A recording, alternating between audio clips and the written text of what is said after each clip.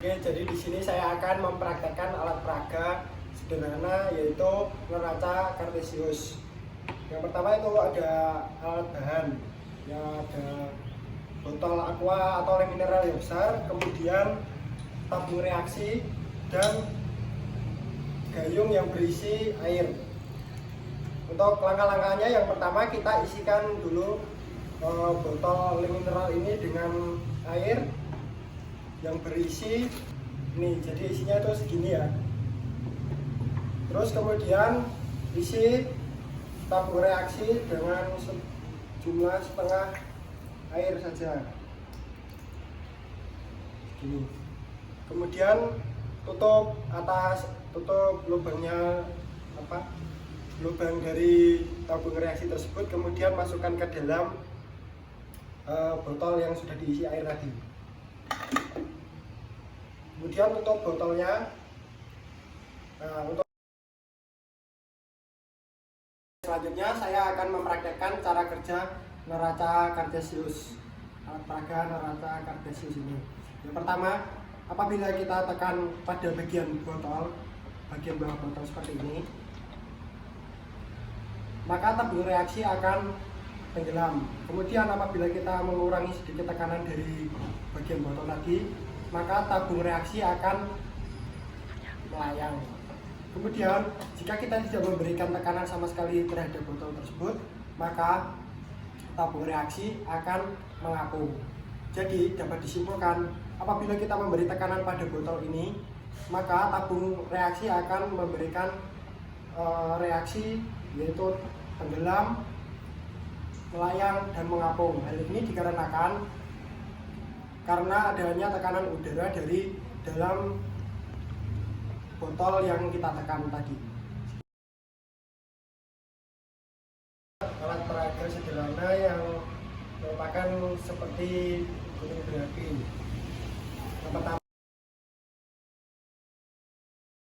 kita akan menunjukkan alat dan bahan. Yang pertama ada soda kue, kemudian cuka, kemudian warna makanan untuk mewarnai letusan lavanya, kemudian ada potongan dari botol untuk mencampur cuka dan pewarna makanan, kemudian ada botol untuk menjadi wadah cuka dan soda, kemudian ada gunting, kemudian ada staples dan kertas, dan yang terakhir ini ada piring untuk menjadi alas dari gunung berapi. Untuk cara membuatnya, yaitu yang pertama kita membuat cover dari kertas pada botol agar menyerupai seperti gunung. Itu caranya begini, agar jadi seperti ini. Kemudian nanti kita masukkan botol seperti ini dan di staples. Kemudian setelah di staples maka akan jadi seperti ini dan dimasukkan botol untuk wadah dari soda kue tadi. Kemudian letakkan pada alas yaitu piring dan masukkan soda kue tadi ke dalam wadah gunung berapi tadi.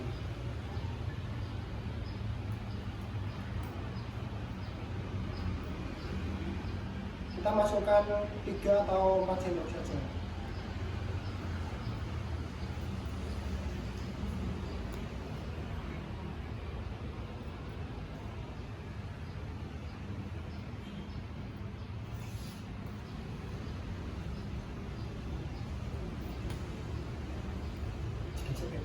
Dimasukkan soda, kemudian kita mencampurkan cuka ke dalam wadah yang sudah disiapkan tadi,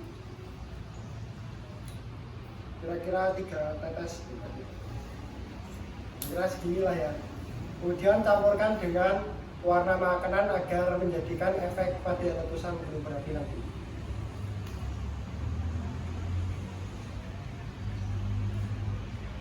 setelah mencampurkan cuka dengan pewarna makanan, kemudian kita tuangkan ke dalam gunung berapi yang sudah diisi dengan soda ya.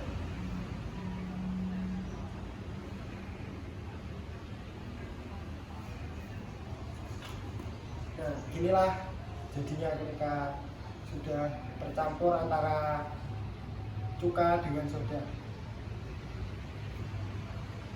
Jadi dapat disimpulkan kenapa gunung berapi ini bisa meledak seperti ini, karena itu ada reaksi dari cuka dan baking soda atau soda kue ini menjadi gas CO2.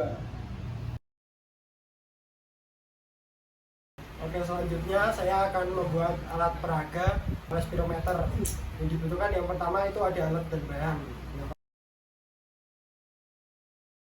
pertama ada botol, yang kedua ada plastisin untuk menutupi rongga-rongga yang berlubang, terus ada pewarna makanan, ada penggaris, dan sedotan. Kemudian untuk bahannya itu ada KOH dan jangkrik. Untuk selanjutnya yaitu adalah cara-cara membuat respirometer sederhana. Yang pertama itu kita memasukkan KOH ke dalam botol. Kemudian selanjutnya kita masukkan satu terlebih dahulu jangkrik ke dalam botol. Setelah itu kita membuat tutup dari plastisin atau malem, kemudian diberikan sedotan di tengahnya. Kemudian tutup hingga rapat dan tidak ada rongga-rongga yang berlubang di sekitar botol. Selanjutnya pastikan juga sedotan yang ada di sini itu tidak miring atau dipastikan harus lurus. Kemudian kita berikan plastisin lagi di botolnya agar dapat stabil dan tidak goyang-goyang.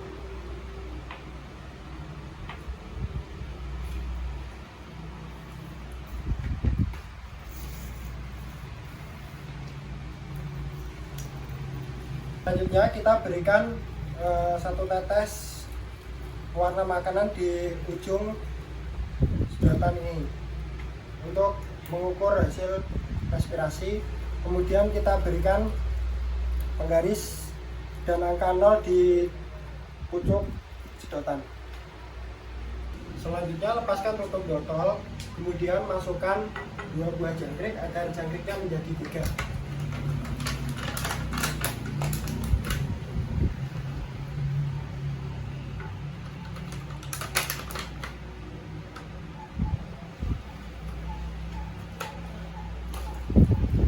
Kemudian tutup lagi seperti yang telah dilakukan pada percobaan yang pertama tadi. Pastikan sela-sela botol tidak ada yang terbuka, dan pastikan juga untuk sedotan harus lurus.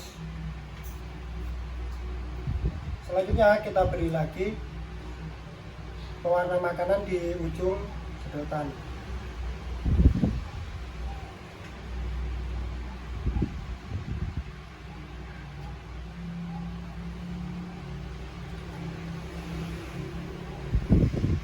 Kita tunggu selama 2 menit.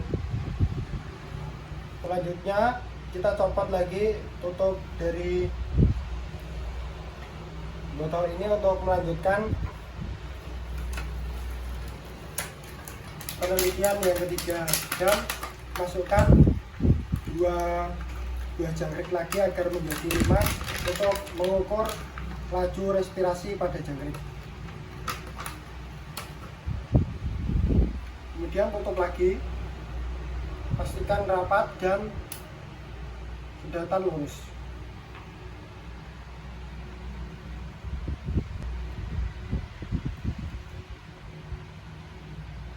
Selanjutnya kita tunggu 2 menit untuk menunggu hasil respirasi pada jangkrik. Jadi dapat disimpulkan laju pada respirasi jangkrik dipengaruhi oleh jumlah dari jangkrik tersebut. Pada penelitian yang pertama, saya berikan 1 jangkrik dan respirasi pada jangkrik itu lambat. Kemudian saya tambahkan 2 lagi menjadi 3, respirasi pada jangkrik tersebut sedang.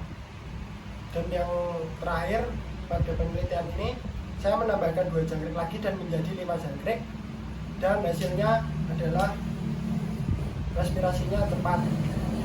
Sekian, terima kasih.